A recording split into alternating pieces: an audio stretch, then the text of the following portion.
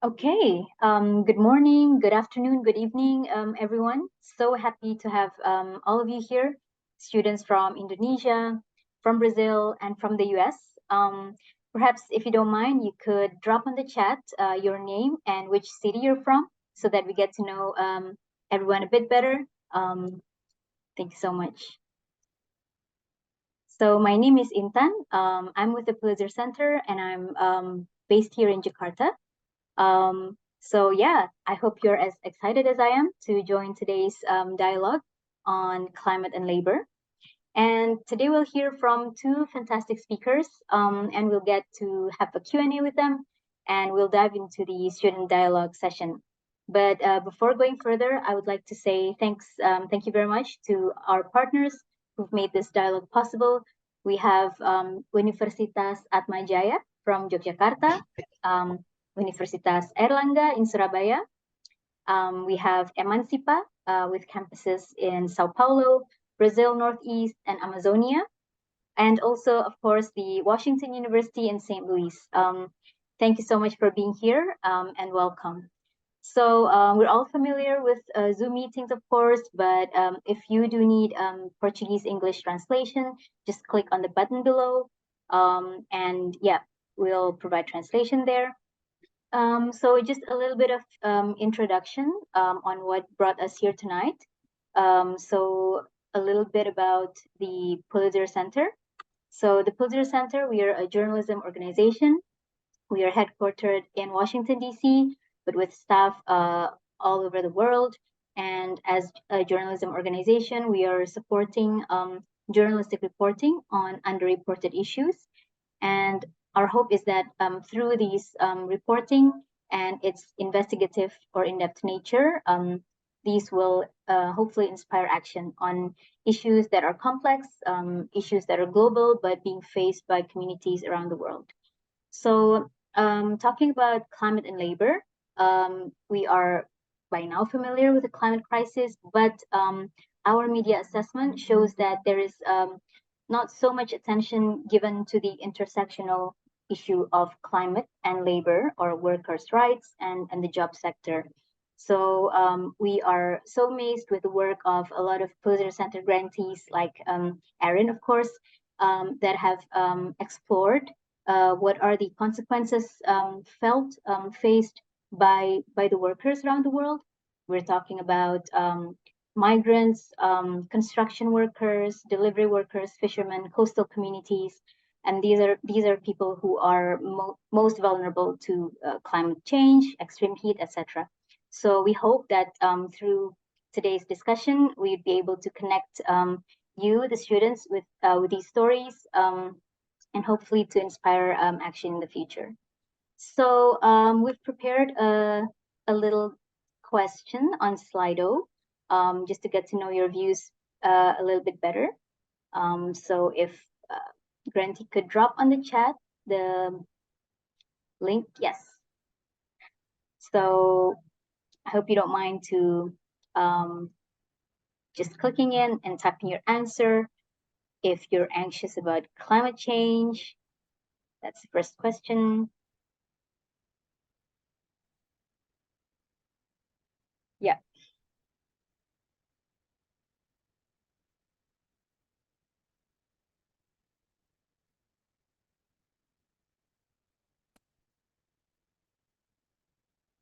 I'll try to chime in with my level of anxiety around climate change as well. So, okay, I think we're starting to see results here. So we have 80% on level 5. So are you anxious about climate change? And 83% answers yes. And what is the next one, the answer?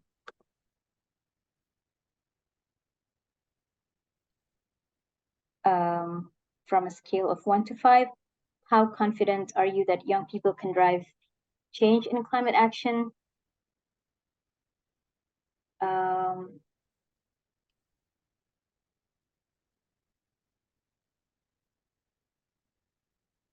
Okay, anxious but confident that we can all drive positive change together. So that's great. Mm-hmm.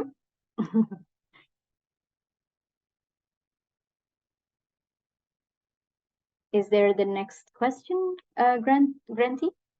Or is that it? Okay.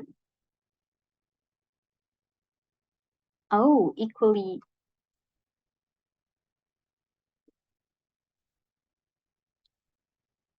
All right. So, yeah. So thank you for sharing your views. We've learned that we're anxious, but yeah, we are quite optimistic that we can collectively take action together around climate change. So I think now we could transition to the um, next session, which is the the talks by the speakers. So I think we can start with Dr. Leonidas. We are very happy to have you here with us. So a little bit of introduction. Dr. Leonidas is the founder of the Heat Health Organization in Europe, dedicated to protecting human health in the face of climate change. He's working as a senior researcher at the Joseph Stefan Institute in Slovenia, and he holds two PhDs in environmental and occupational physiology. He's been conducting research shaping key heat health regulations, collaborating with the WHO and ILO, among other organizations.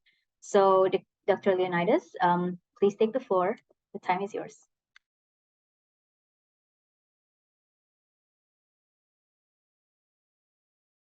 Thank you for the introduction.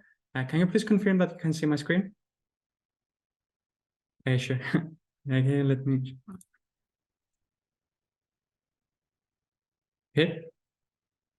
Do you see my screen? It's in full screen, or yeah, yes. Everything? Yes. Okay. Okay, thank you. I'll take a laser pointer here. So, okay. Occupational stress has affected workers since ancient times. Historical reports dating back more than 2,000 years indicate that workers in hot quarries died due to sun exposure. And one might assume that the situation will have actually improved over 2 millennia.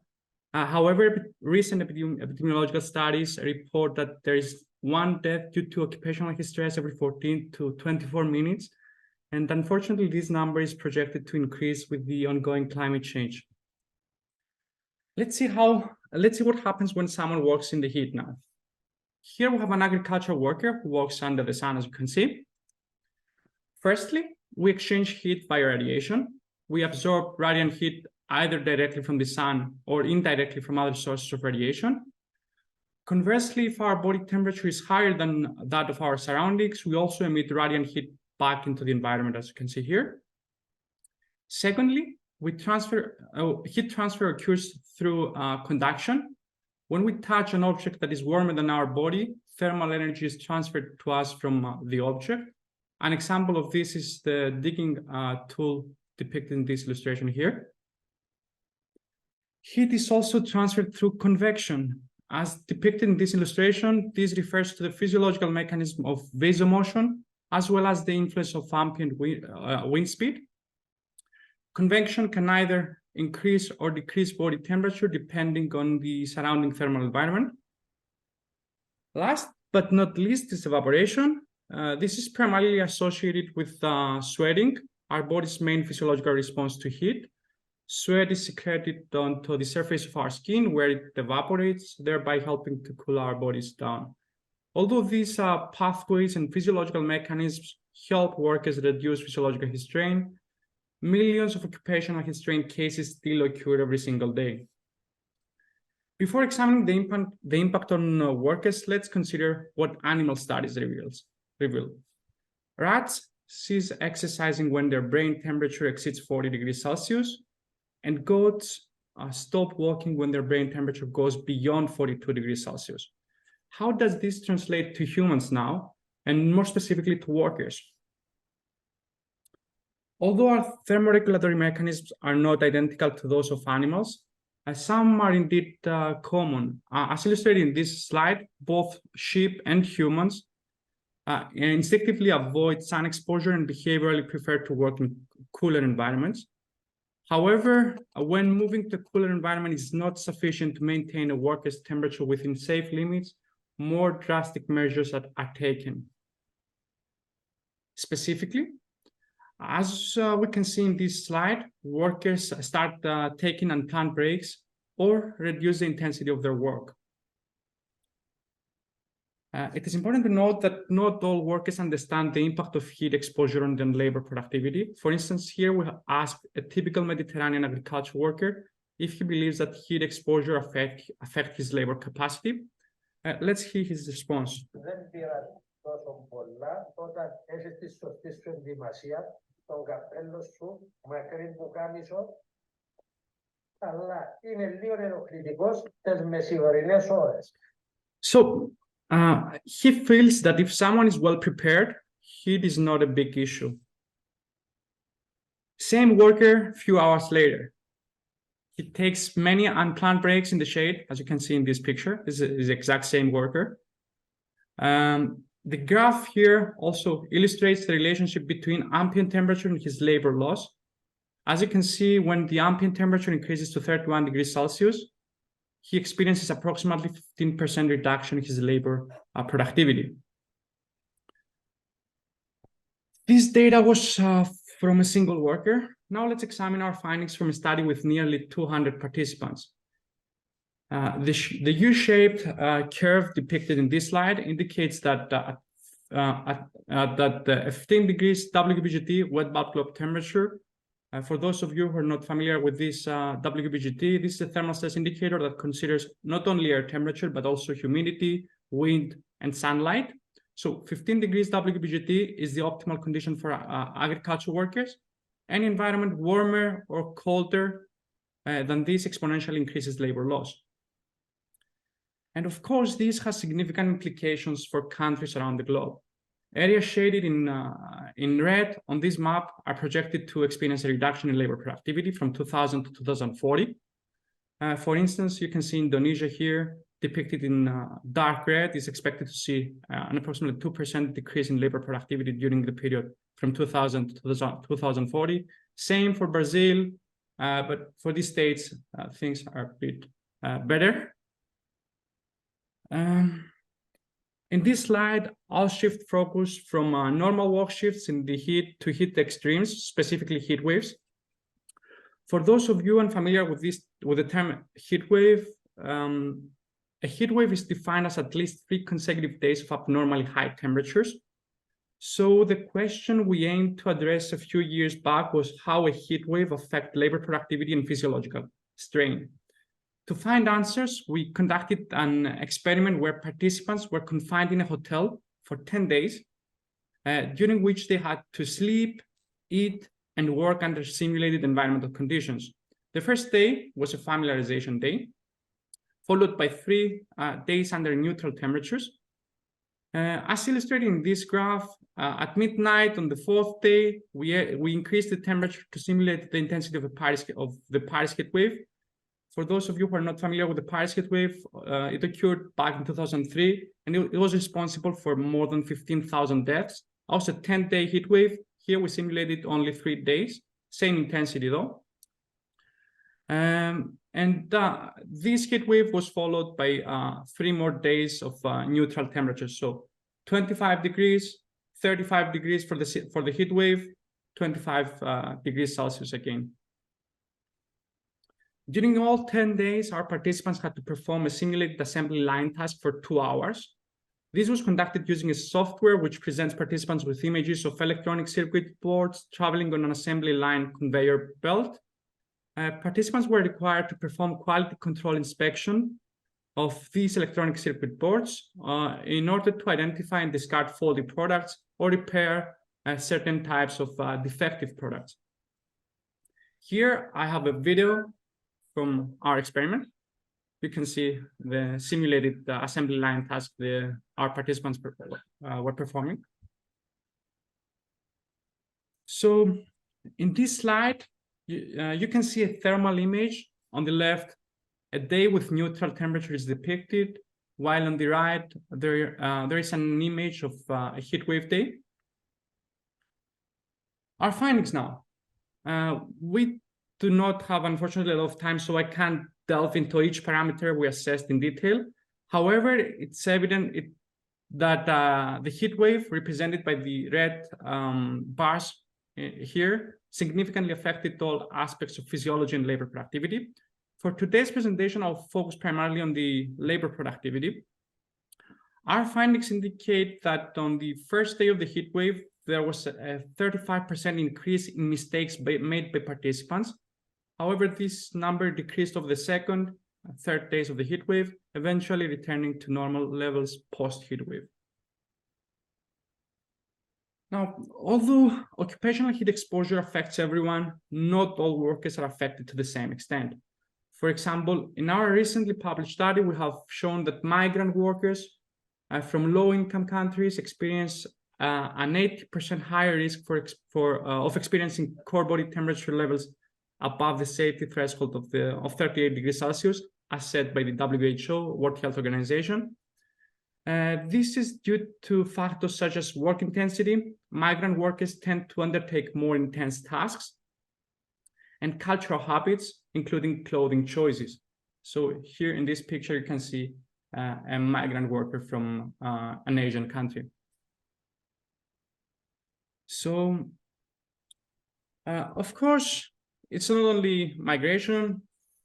As illustrated in this slide, there are several different factors that influence the heat strain experienced by someone. More than 18 different factors, actually, including acclimatization, aging, anthropometrics, clothing, cultural habits, medical conditions, physical fitness, among others. Also, is it only the ambient temperature that impacts workers? The answer is no. It has been repeatedly proven that other environmental factors are equally, if not more important. For example, in another study we recently published, we have shown that people working in ambient conditions characterized by the same thermal stress, but with increased solar radiation levels, were more likely to experience symptoms such as dizziness, weakness, and other signs of heat strain. This is illustrated in this slide. The orange figures you can see here represent people working under the sun, while the black figures represent people working in the shade. For example, out of every 10 people who work under the sun, approximately 6 experience symptoms of heat strain, where only 2 of every 10 experience these symptoms when working in the shade. How can we mitigate these impacts now? There are simple solutions that can drastically improve the quality of life for workers. For example, providing white clothing or coveralls to agricultural workers can help keep their skin temperature about 0.4 degrees Celsius cooler compared to wearing dark-colored clothing. And of course, there are several heat mitigation strategies that can be utilized. Several heat mitigation strategies that can be utilized to protect workers' health and productivity. Over the past 8 years, we have had the opportunity to test various heat mitigation strategies in both Europe and in the Middle East. These strategies have included mechanization, work rest cycles, hydration plans, ice slurries, different types of clothing, and ventilated vests. From these experiments, it has become evident that personalized guidance is crucial for effectively protecting every worker. The one-size-fits-all approach has been proven to be inadequate. Another important factor in protecting workers from heat exposure is the accurate assessment of workplace heat. Recent findings suggest that the WBGT, the thermal stress indicator that I mentioned before, is the most effective indicator of thermal stress in occupational settings. This instrument, as shown in this slide, considers all 4 environmental factors: temperature, humidity, wind, and sunlight. However, it's important to recognize that while WBGT is the best available indicator for these environments, it has its limitations, of course. as reflected by its score of 55. You can see the scores here, 55 out of 100 points. WBGT does not completely capture the complexity of physiological responses to heat stress.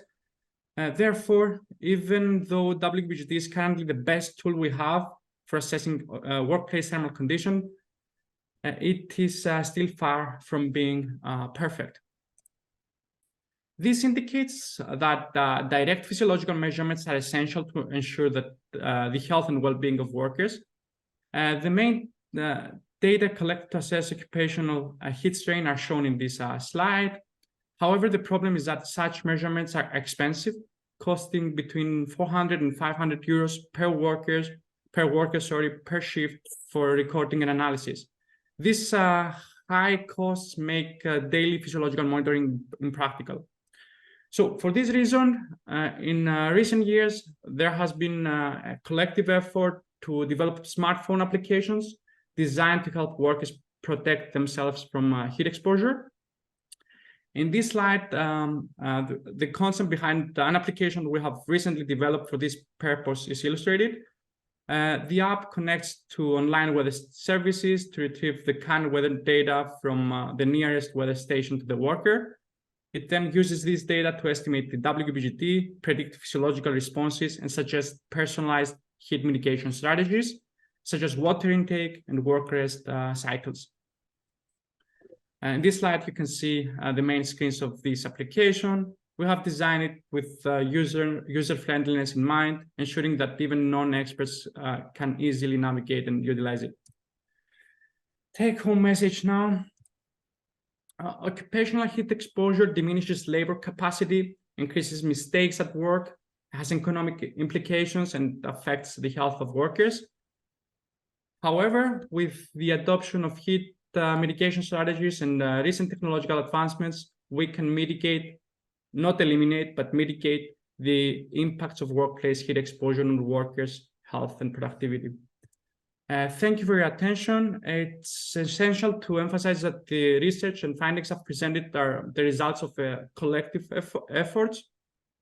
Some of the experiments I mentioned were conducted during my PhD studies with the assistance of the entire FAME lab in Greece.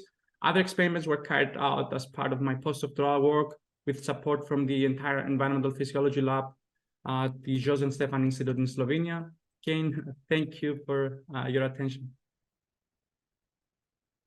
Thank you so much, Dr. Leonidas. So before perhaps we will get some questions from the participants. Maybe I'll start with the first one. So your research has also fed into organizations that are part of the global decision makers. I just wanted to understand what has been the dynamic.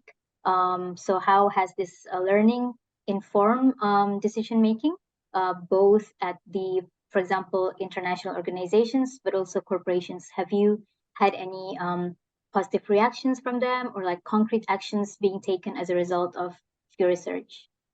Yeah, fortunately, yes. So a few years back, we had the opportunity to collect data from Qatar, from the state of Qatar.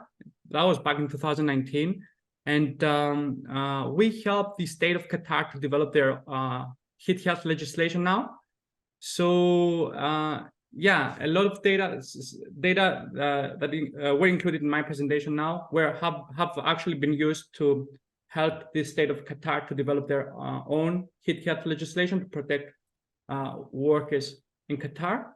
Also, we're actually in very close collaboration with the Ministry of Labor and Social Affairs in Greece, and we're actually trying to develop heat health legislation in Greece as well to protect workers.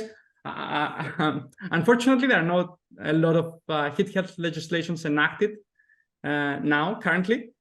In Europe, there is only one country, actually the country of Cyprus, has heat health legislation enacted. Other countries in Europe do not have similar legislations. Same for the states. There is no legislation in the states, at least federal legislation. I know that there are some regulations, but not federal legislation in the states. Canada the same. There are only few countries around the globe that currently have legislation, and we're actually very happy that our studies helped, pushing towards adopting and developing similar legislations in other countries. Yeah. Thank you. And so these are reactions from governments, but what about, I don't know, I'm just curious about the corporations. You mentioned one example to mitigate it was using particular clothing. Is there any particular responses or programs to protect workers? Yeah. Okay, we have tested more than 10 different heat mitigation strategies. Some of those were like clothing, of course, and some others were like mechanization, providing machineries to agricultural workers, for instance. I'll give you an example on that. So it was 2016 when we first started with our experiments, and we went to a piece of land. Approximately 10 people were working there, agricultural workers, all of them, and we actually gave them machineries to reduce the metabolic heat production, so the intensity of their work. And we went back a year later, 2017, 2018, and we found out that actually their labor productivity was increased by more than 2 times, and the physiological heat strain they experienced was actually diminished, like reduced by a significant margin. Also, clothing. Yeah, in Qatar, for instance, we have tested white clothing, and we know that some of the companies that we assisted there actually adopted these heat mitigation strategies. Same for brakes. Now the state of Qatar is actually providing brakes to their workers, much more brakes compared to what was happening, a few years before. Okay, great. Thank you so much, Dr. Leonidas. Now let's transition to our next speaker, Erin Baker. So please, Erin, the floor is yours. Thank you. I think I'll try and share my screen. Okay.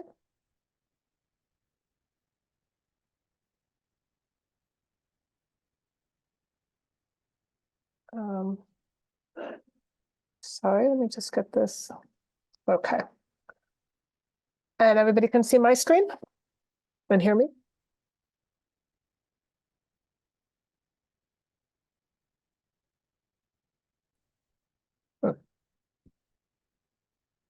Can you hear me okay? We can hear you, but the screen is not yet come up. Okay, let me try again.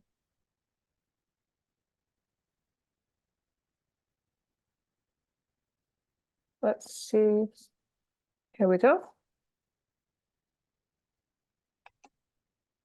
Is that better? Yes, we can see it. Thank you, Arian. There we go. So my name is Erin Baker. I am a journalist with Time Magazine.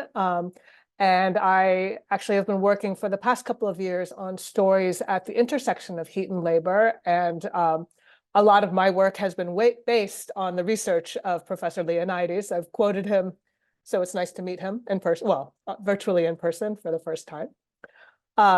He showed you a similar map as this one here, but this is also looking at the number of high heat days projected by the end of the century. And again, these are days where labor is going to be particularly difficult, if not impossible. So I wanted to look at the impact of that labor on, that heat on laborers around the world. And I started my project just before the World Cup, the Qatar World Cup, which was having quite a reputational problem because it had imported so many migrant laborers around the world to start building their facilities and their infrastructure for the World Cup. And Qatar was really interesting because I came in after the consultations from Professor Leonidas in the FAME lab. So by the time I came in, Qatar had already instigated a probably the world's most ambitious heat mitigation regime for laborers. And that meant if it was too hot on certain days, there would be no outdoor work at all. Or if it was hot during the summertime, there would be no work between certain periods of time when it was the hottest. There was a requirement that all workers had access to shaded rested areas, had access to cool water. There was mandatory breaks. So this was really ambitious and progressive. And it also gave us an opportunity to sort of look at the impact before and after these rules were put in place to protect workers. And one of the things we noticed that in the year before the World Cup and after their new regulations were put in place, that you saw a 50% reduction in emergency room admittances amongst laborers in the World Cup, well, just in infrastructure and construction around the country. I looked more, in this particular story, I looked particularly at the plight of migrants, because you have two things happening with migrant laborers in Qatar and the Gulf in general, particularly from Nepal, where climate change is changing weather patterns and, in fact, forcing many people to leave their home countries because they're dependent on agriculture that is no longer reliable because of flooding or drought. And so they're being forced to leave their own countries because of climate change, and they're going to countries in the Gulf to work because that's where the jobs are. But places like the Gulf are also heating up because of climate change. So these migrants are really getting impact on both sides of their journey. So my story followed a couple of migrant laborers, particularly one who went to Qatar to work on the World Cup stadiums and other related infrastructure. And he started several years before the new rules were put into place. And over the course of his work there, he was exposed to high heat many, many times. He passed out while working. He got dizzy. Because of the conditions of his site pre the new rules, he wasn't, for example, he wasn't provided with free water. He had to buy his own water. So, of course, that limited the amount of water he would bring with him. Or he didn't want to take a break to go to the bathroom because it meant he had to go all the way down to the bottom of the construction site, which would then dock his pay because he was taking too much time away from work. And what we're seeing is this constant exposure to high heat, along with poor nutrition, not enough hydration, is causing an epidemic of chronic kidney disease, which usually doesn't manifest on the work site itself. What is happening is that the workers get too sick to work, they become weak, and they're sent home back to their home country, where they then realize that they have chronic kidney disease and have to undergo dialysis. So I did a short video documentary, and I'm just going to show you the preview of my documentary film, if it works. Give it 2 seconds, it should start. Oh. I'm conscious of time, so I don't want to make you sit through that. So, there we go.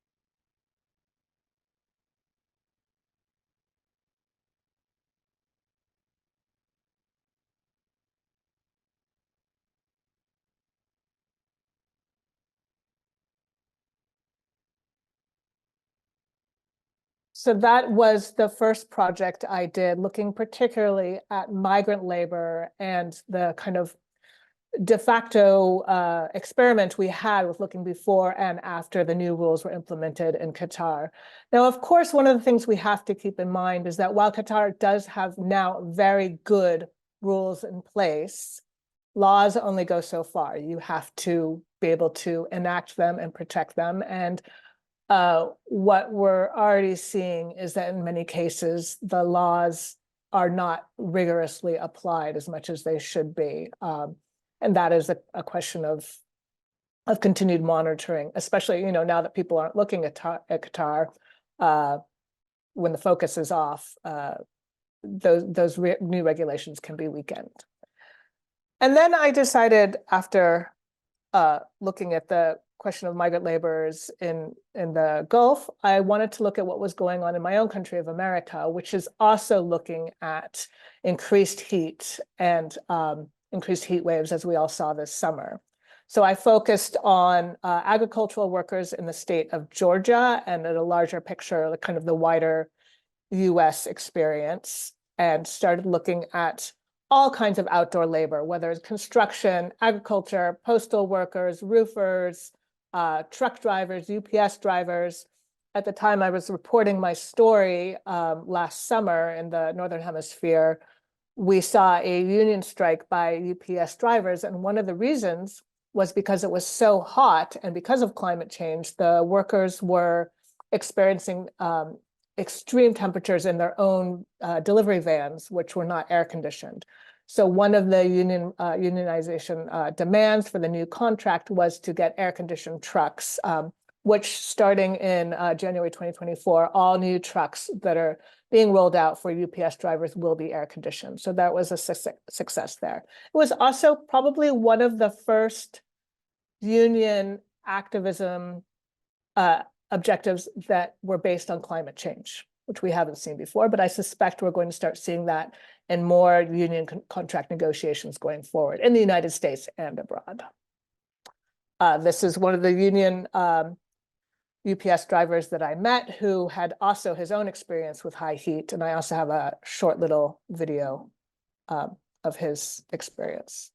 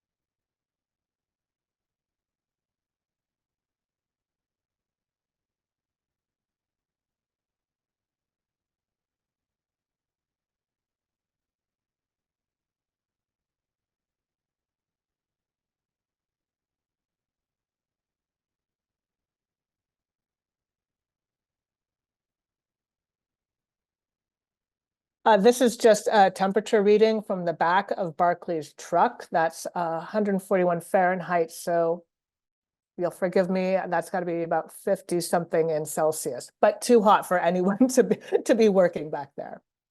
Now, one of the things, as Professor Leonidas mentioned, like with his study with goats and rats, and he says they'll stop walking when their brain temperature exceeds 42 degrees Celsius. The thing that's different with workers is they can't decide to stop themselves. They do not always have the right to seek shade or to take a break or to hydrate when they need to. In the United States, we're seeing actually some pushback against workers' rights rules. Some states, such as Texas, have now said that nobody can force a company to provide workers with water breaks, even on hot days. So one of the things that I think we have to really think about when we want to talk about, when we want to protect workers' rights, is enabling them to take breaks when it's too hot, enabling them to access water when they feel too hot, and making sure that they have access to shaded rest areas. These are the things, along with the suits that Professor Leonidas talked about, I mean, yes, having a white reflective suit is going to be helpful, but the most important thing for protecting yourself from heat exposure is water, rest, and shade. And as long as employers provide that in an easily accessible way, it can go a huge way towards mitigating the adverse impact of heat on outdoor laborers. Obviously, when it gets too hot because of climate change, other mitigation factors are going to have to kick in, such as just no work during the day. We'll start having to move to working at nighttime. Already in the southern United States, in some of the agricultural areas, they do the harvesting late at night or very early in the morning, and they stop working around 10 a.m. These are all other ways that we can protect workers in the outdoor labor sites. And these are more, sorry, pictures of more laborers that I interviewed in the course of my research.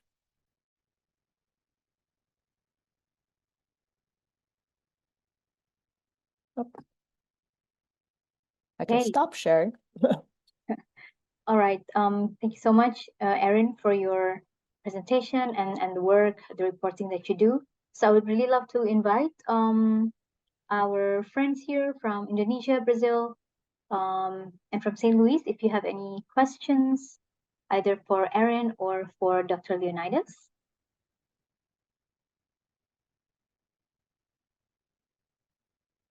So there is one question here. I'll read it out. One is, I'm Dia from Universitas Erlangga, Indonesia. I have two questions about the incredible presentation from Dr. Leonidas. One is, realizing the effect of heat waves affecting her productivity in college makes me think how until I found some place to cool my body. But is it possible that human can be resilient and adaptive? And then, or we couldn't. And then the next question is about the technological advancements to mitigate the negative impacts of climate change on workers. Perhaps you have some ideas around this, while also creating new opportunities for decent work. Maybe another question, and then the speakers can answer after the question. Sorry, is there any other question? Granty or? Yes. Yeah. From Indonesia.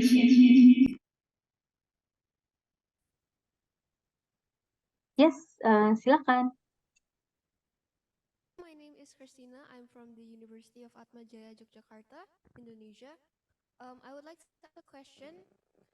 We know that climate change is something that's very important and crucial, but how? Sorry, I think I think we cannot hear you well. Maybe something with the audio, or maybe you can try to type. There's a sound, but it's very low. Maybe you can try again, please.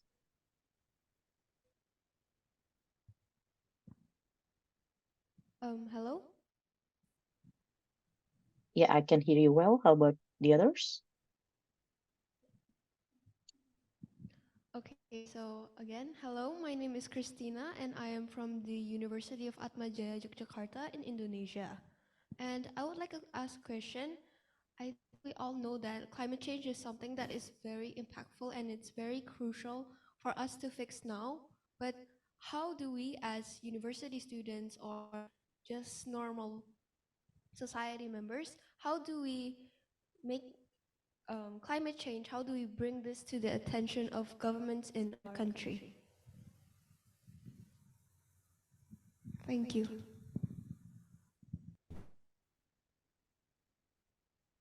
Yep, maybe we can answer these two questions.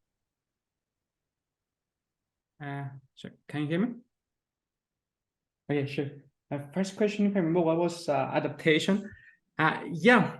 We know from the literature that actually people can adapt. After 2 weeks in the heat, we actually we're actually very well acclimatized to hot conditions. But even if we can adapt, doesn't mean that we actually eliminate all the impacts of heat exposure on both productivity and the health of workers. So as of, I don't know if you remember my presentation, actually the mistakes made by the workers were like 35% the first day of the heat wave, but during the second day were like 20, 30, 10% after the heat wave went back to normal. But yes, we can adapt, but no, this adaptation doesn't mean that we eliminate the adverse impacts of heat on productivity and health. Second question was the heat health application. Yeah. So, okay, as I mentioned in my presentation, measuring physiological data is very expensive.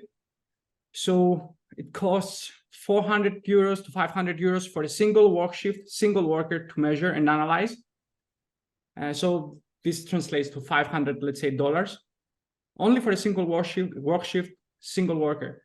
So we actually believe that with modeling approaches, we can have a very good picture of the physiological heat strain experienced by someone and try to, let's say, provide him with individualized guidance.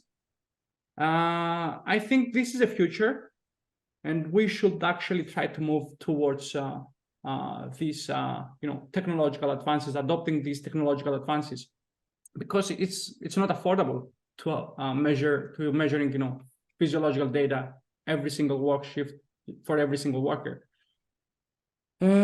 So last question was regarding the okay. Yeah, last question is actually the most difficult one. So how can we approach, let's say, politicians and make them work towards adopting or developing heat health legislations? This is a thing that I'm not quite sure how to do that. I'm going to be honest with you. We're trying to do this, approaching politicians and telling them that heat exposure is, affects workers' health, affects productivity.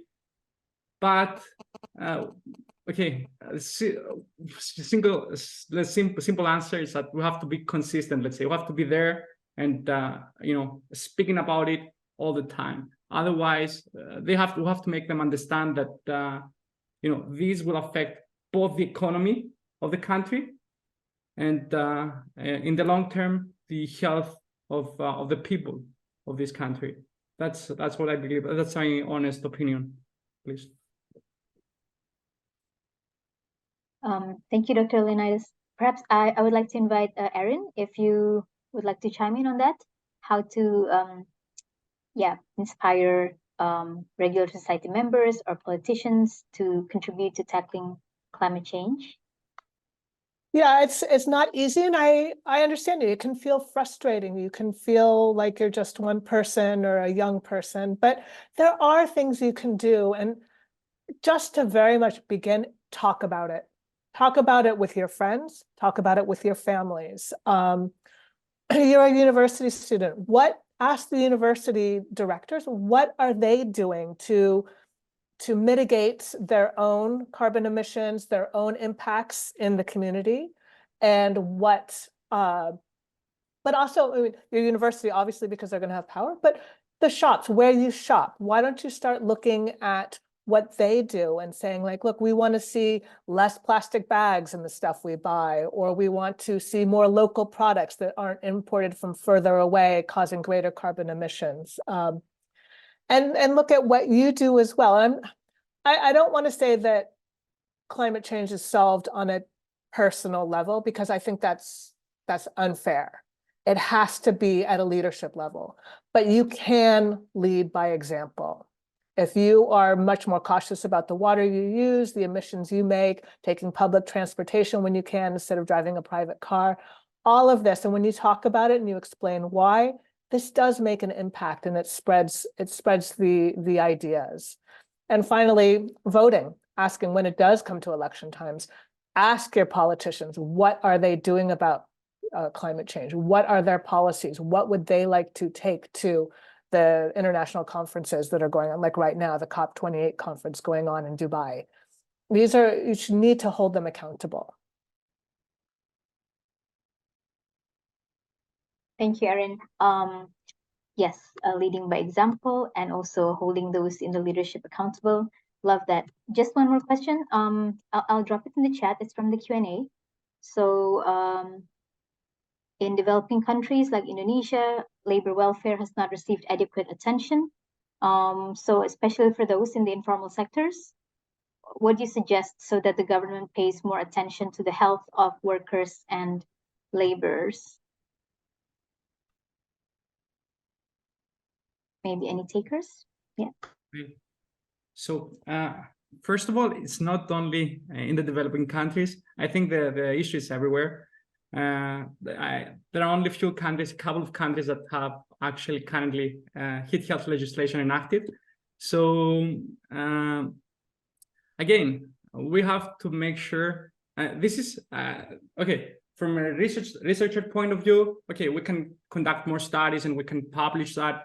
But I feel that journalists can actually publish more on that, and not only more on that, but actually, yeah, it's from a researcher point of view. I think that politicians do not actually read scientific literature, but they actually care more and they read more. So they go to social media. They have social media pages and stuff. I believe that if we, from a journalist point of view, I believe that we can push more towards this direction. Thank you. Erin, would you like to take that? Yeah, I think also, I mean, the example of the UPS workers union in the United States is one. I know that not everywhere is unionization possible or even legal. But even where it's not, like in the Gulf, there are no unions, but there are workers' welfare associations that are doing two things. Like they're educating their workers about their rights under the law, which is a start, because some places might have worker protection rules that are just simply not applied or ignored. So educating workers about their rights, but also educating workers about what they can do to protect themselves. So unions, workers' welfare associations, for the informal sector, there's oftentimes, like somebody asked about delivery drivers, Uber, food. Once you start having an association of Uber drivers or other informal workers, it becomes a place to organize, but also to educate. And education is probably the most basic step, because some workers simply don't know that they need to take breaks to let their body recover, that they need to hydrate a certain amount if they're working in high heat situations. So we start from there. And once workers understand what they need for themselves, they can start actually advocating for the rights of workers as a group. Thank you, Erin. Maybe I'll take just one more. Another question here is about, sorry.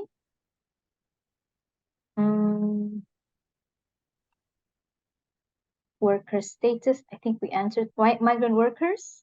They are doing rough, heavy, dangerous non-office work, especially those working for that require short and fast completion time. But about the workers' official status, so that they could obtain reliable good health insurance. So maybe the question is around advocating for reliable health insurance for migrant workers, because they're often working in the informal sector. Yeah, any response to that?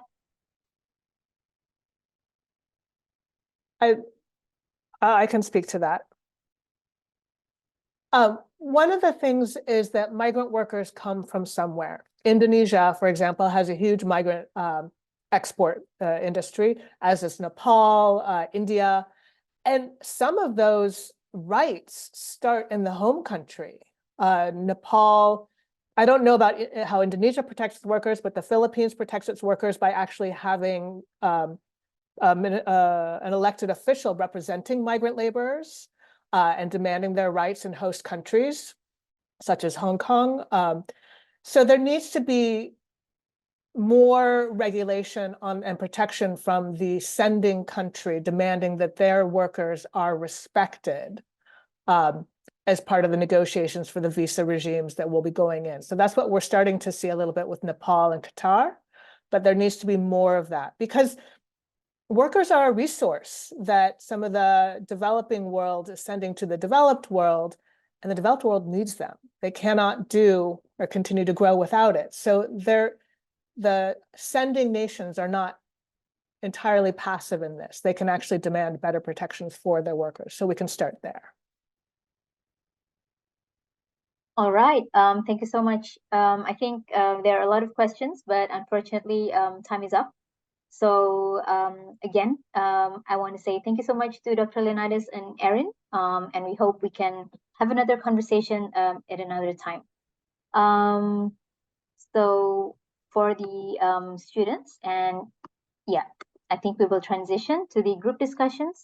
We've pre-assigned you into different groups. So we have 3 guiding questions, and you can select which one you want to focus on. The first question is around how do you view the connection between climate change and workers' rights? Maybe you can map some priority issues around those connection between climate change and workers' rights. And the second one is to be more specific, which workers' rights are most affected by climate change and its consequences? Can you provide some specific examples on this? And the third one is about the actions that should be taken by industries. So because these days we're hearing how industries, businesses are adapting to climate change and they're gearing towards sustainability or sustainable business processes, how do you think they should also be ensuring the protection of workers' rights and workers' well-being? So these are the 3 main questions. Granti, if you could also help type it in the chat rooms later. So now we will assign the students to the different rooms. Yeah. So yeah, I hope it has been interesting. It was quick, but some interesting conversations in group 2. I was there.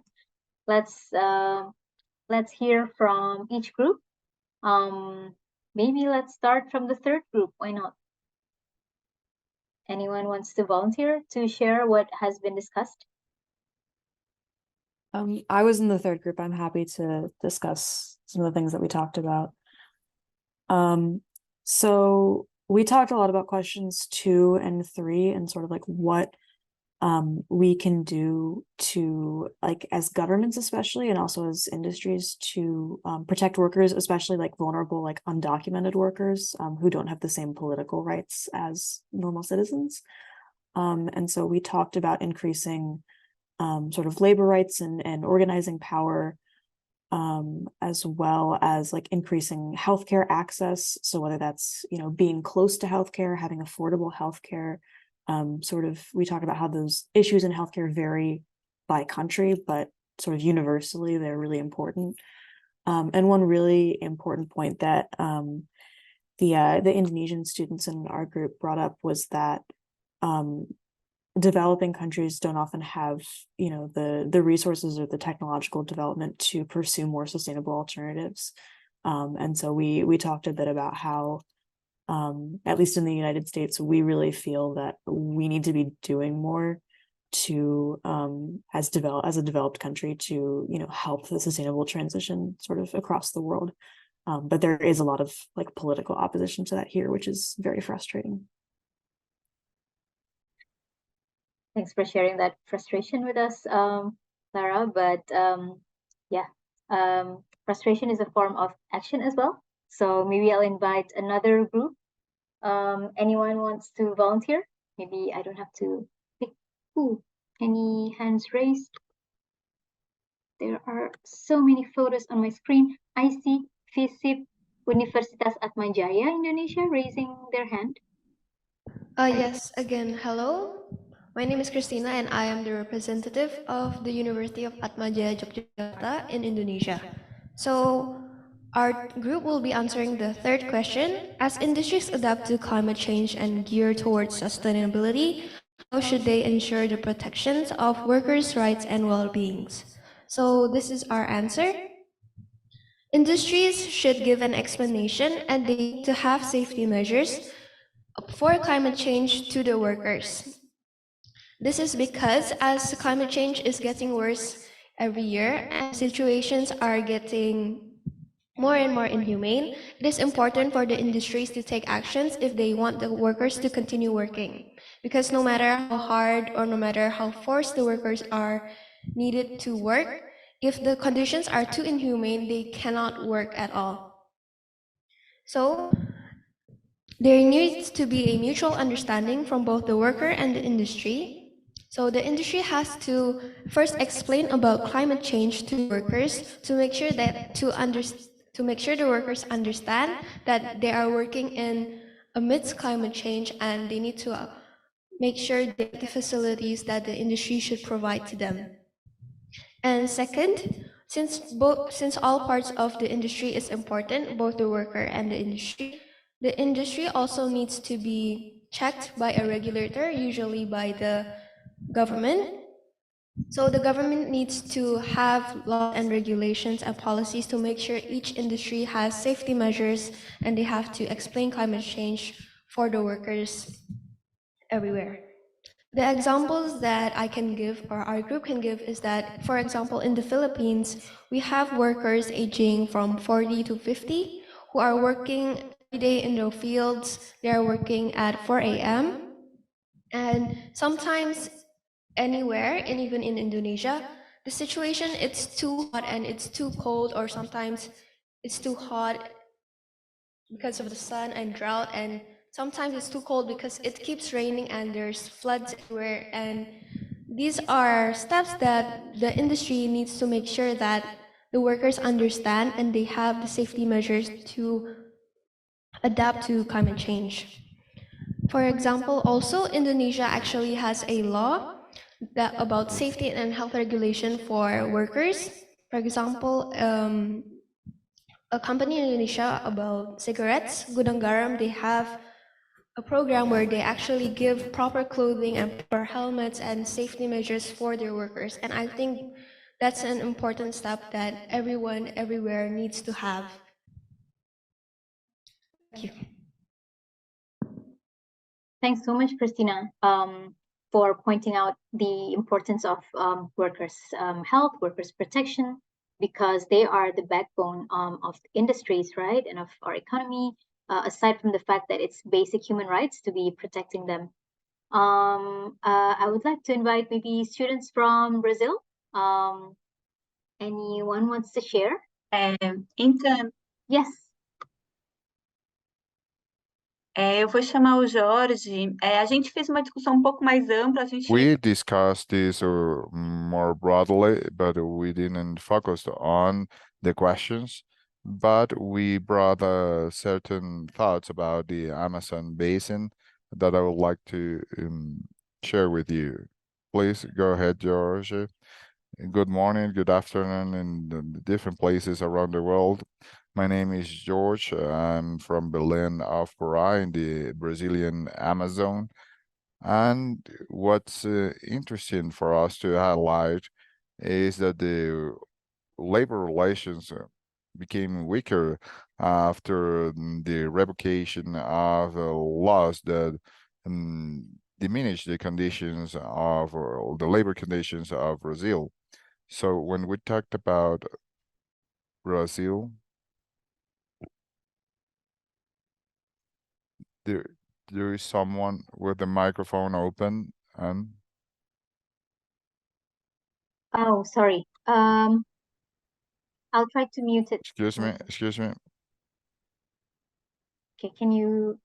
Sorry, Martin, Bellamy, you were talking. There was some interruption.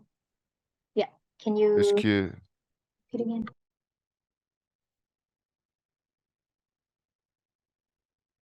Can I continue?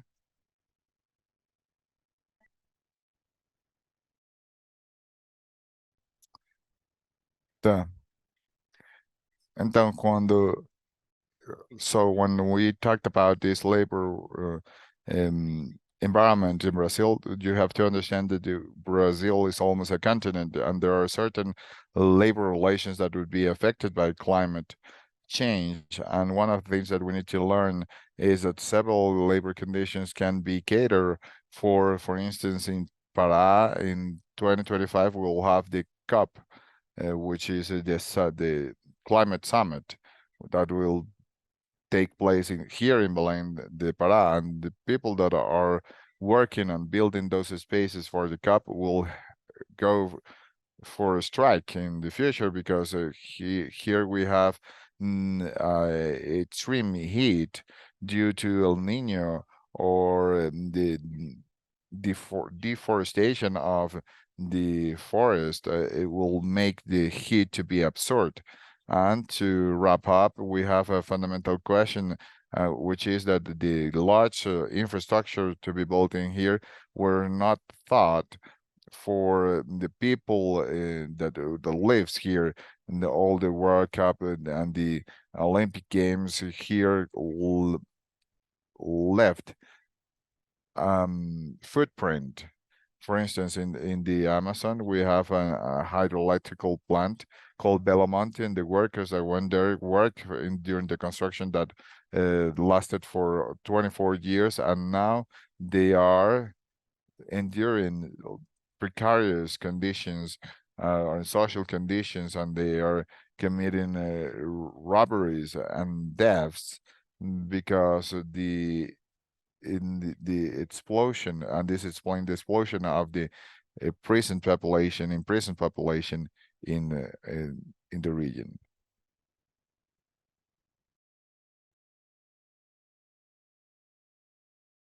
Eu acho.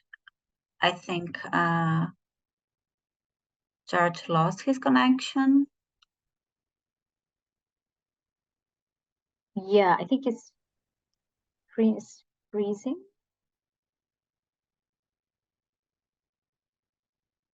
I think what was Martin's highlighted was around the importance of unionizing, collective action by the workers. He also underlined, that there are development works such as I believe it was the hydro, electricity that was being constructed, but it did not benefit the people or the workers there. So yeah, I think in my group we were also discussing that these these workers union are important, but sometimes the aspect of climate change or the extreme heat or the consequences of climate change is not yet part of the advocacy of the workers union. So maybe it's also an educational aspect that we could keep on talking about. I want to invite another group who I think anyone wants to share. Well, again, so many images on my screen. I think my group, anyone from my group 2, I think it was breakout room 2. Dia, yes, I see your hand. Okay, thank you. First of all, am I audible for presenting this? Okay. Perfect. Okay, hello. I'm the representative from Universitas Airlangga and the chamber with Miss Intan. And for all of your representation about this issue, especially in our chamber, we have a distinguished situation in Indonesia and in the Washington DC, whereas in the Washington DC, this is not a more like a big deal or the concern as not important like in Indonesia. In Indonesia itself, we also realize that Indonesia is too hot because we also in the equator season, like in the equator position, to have some two weather here, like in the rainy season or not. And we noticed that from the from the presentation here, we've learned that we have not paid attention to occupational health, which is closely related to climate change. And in the future, where is also mentioning about the science aspect, or we also know the rights of the workers itself. We also note that government position here to make some regulation is also important to note. And this government relation to make some regulation are needed to protect workers from extreme weather conditions. And also, this is relating to our conversation here about the science aspect, or the workers' right aspect in the climate change, especially in the heat waves or something else. Maybe this is our note from our chamber, and thank you. Thanks so much, Dia. Are there any other groups that has not shared their views? I think while waiting, if there's any, Grantee, can we prepare, we would like to invite the students to share one word that reflect your learnings today, or maybe interesting facts that you learned today, just to get a sense of what was interesting for this group. Is the slide ready? The Slido link? Yes, here it is. So would you mind sharing just one word to represent what you have learned from today's conversation?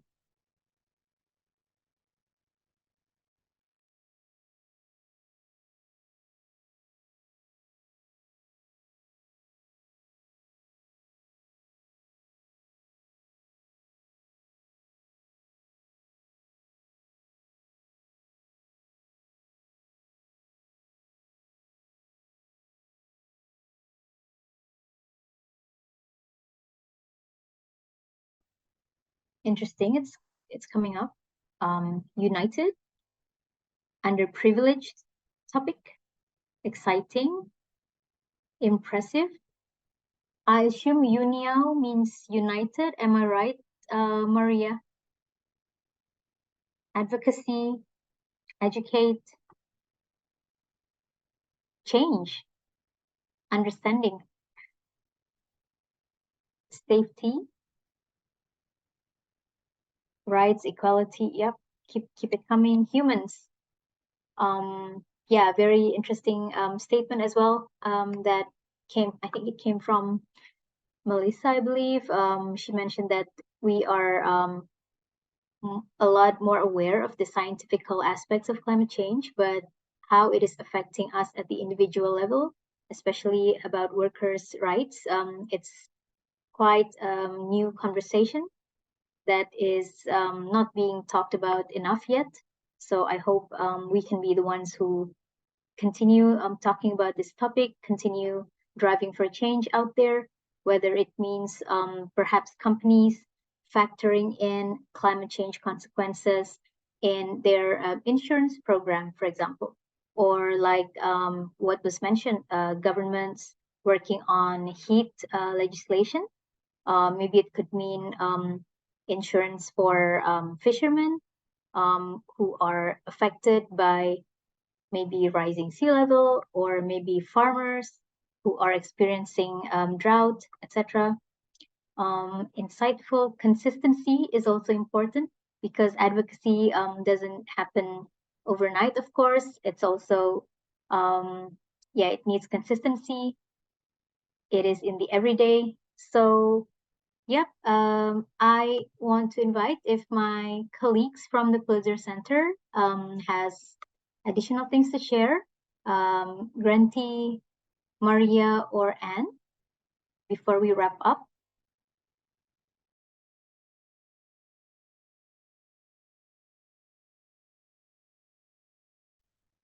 Sorry, Medan. Yes. Actually, I think we do have a session for the lecturers here to share their reflection and their thoughts. Please go ahead. Maybe Bu Arum, Bu Jenny, or maybe professors from the US or Brazil.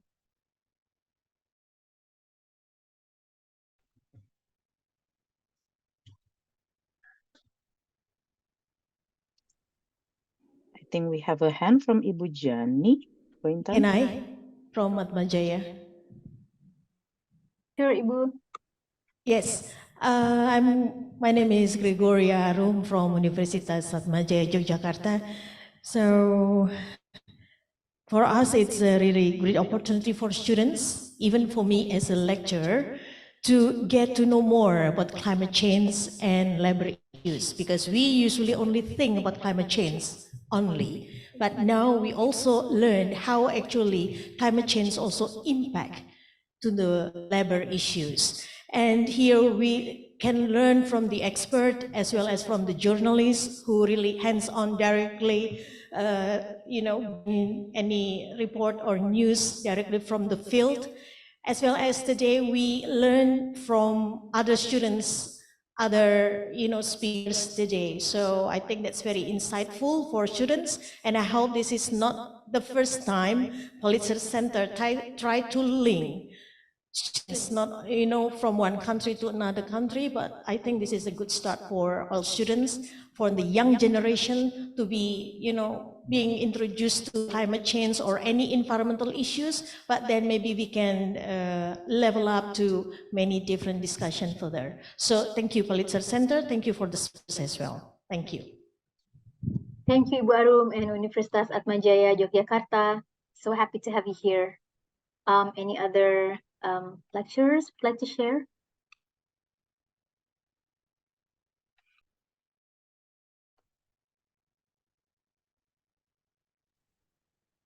Eugenie, please go ahead. I think I see your hand up. Yes, thank you very much, Bu Granti and Bu Intan. Good night, good evening from Indonesia. My name is Yani. I'm from Universitas Airlangga in Surabaya, Indonesia. I think I found this forum is very impressive because Pulitzer opened up opportunity for the student across the world. I think also across culture. So it is impressive because our student can hear another perspective from another country, and from this very short meeting, I think Bu Intan, maybe next time we can have more time to discuss, because this is a very big issue. But I think as a start, it is a really a good idea, and I think climate change is something need to be discussed around the globe. It is not only about what happened in Indonesia. Even if I'm talking with my student, I really want to increase the awareness in Indonesian setting area, because also as we discussed in our chamber, Indonesia, because we are a tropical country, so we are get used to with the hot weather. So I think when it is climate change, there is the increase in heating, we not really feel it as something striking. But I think we cannot just move when it is more severe. I think we have to start it now to give a reaction in a proper way about the climate change, and also increasing awareness. And I think this forum is a really a good start from the student, because here is student and the a lecturer also have in the same forum. So I think it is open up the platform for us to discuss more in a casual way, and also for as a lecturer, I also have a chance to to introduce the climate change in the perspective, because I'm teaching international business transaction. So I think in the class, when I'm talking about some aspect on environmental law and some aspect of how WTO deal with climate change, it is easier for me to include the climate change and also the relation with the worker rights in the topic. So I think once again the same thing with what Ibu dosen from Universitas Atmajaya. I hope it is not the first and the last. I think it is just the beginning for us to keep going on, open up the opportunity for the student to talk each other. Thank you, Bu Intan. Thank you, Bu Granti, and thank you, Pulitzer. Thank you so much, Ibu Yani. I believe Danilo has his hand raised from Emancipa.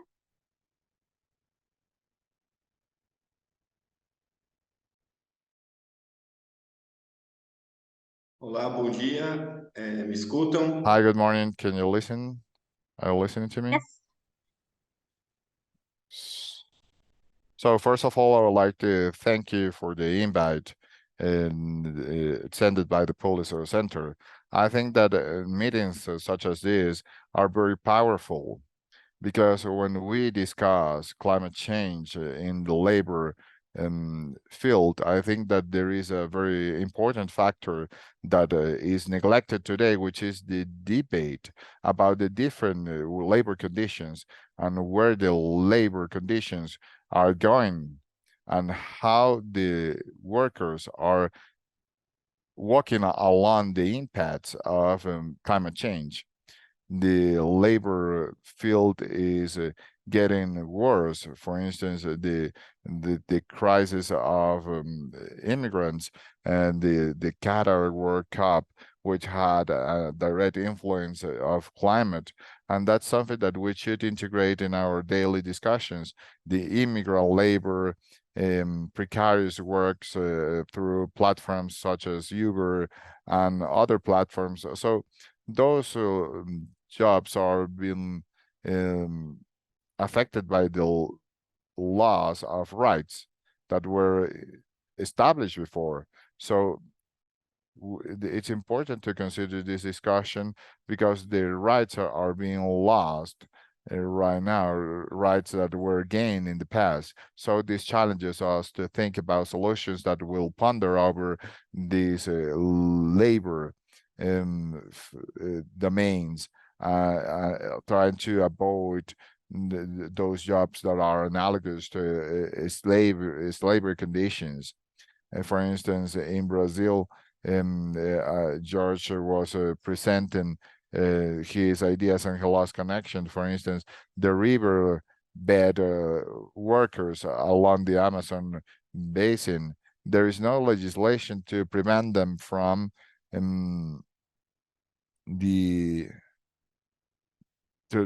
from losing their jobs due to the new solutions created by the climate change goals. The labor regimes are not accompanied by policies to help them. So I think this I think that this space is very powerful to share ideas, to share knowledge in order to understand the way the climate change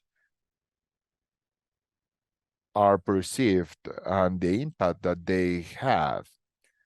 Or another example of Brazil, the construction of hydroelectrical plants, and which is a form of construction, has been sold as a form of clean construction that mitigates damages, but under the worst conditions for workers.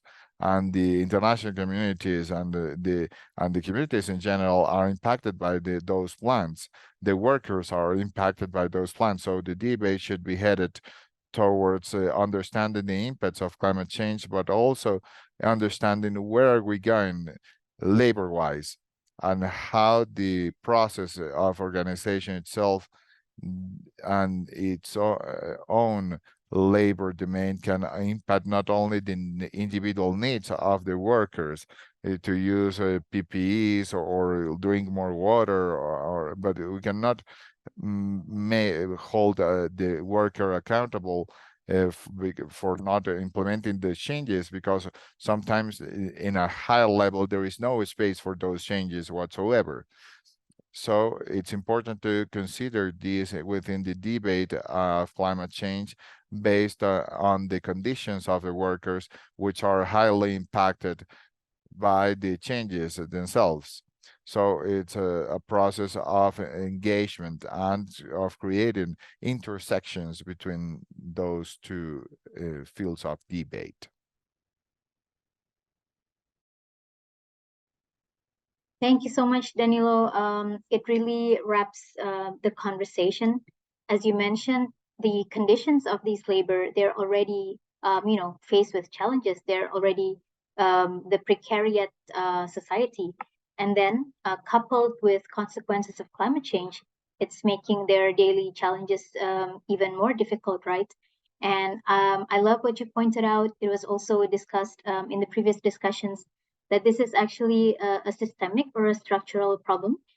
It's not because an individual worker doesn't know how to protect her or himself, but it's the conditions that are, they are being conditioned to be vulnerable, and sometimes they get the blame when they're already facing precarity, and then consequences of nature, and then these challenges are not being recognized by those who are in power, those who hold the decisions. So I really do believe that when students are talking about this, again, conversation is part of the change. It's not just a means to achieve change, because some of us start at the oblivious level, and by having more conversations around this, suggesting this type of topic in your university with your friends, that maybe the next day when we're joining some climate action, some climate protest, we also think about the workers out there, and the rights that are being taken away from them when they're not getting the protection that they deserve. And on the other hand, looking at the macroeconomy level, if we don't protect the workers enough, I think as our friend from Yogyakarta mentioned, it is also it's also a consequence for the broader economy. So I think these climate change consequences should be taken into account, not just as some ad hoc instances, but factored in when we are talking about protection for workers, insurance for workers, maybe legislation as well. So yeah, I think really happy that we are continuing this conversation, and thank you so much for being here today. And I am just dropping on the chat if it would be really lovely if you want to read more. We have a lot of resources at the Pulitzer Center website. And we do have a tradition of taking a group photo, because there are so many of us here tonight. So if you don't mind to open your camera and let's take a photo. 3, 2, 1. Great. All right. Great pictures there. Thank you. Thank you so much, everyone. Thank you so much, everyone. Lovely to have you here. Take care of your health. Bye. Take care. Bye-bye. Bye.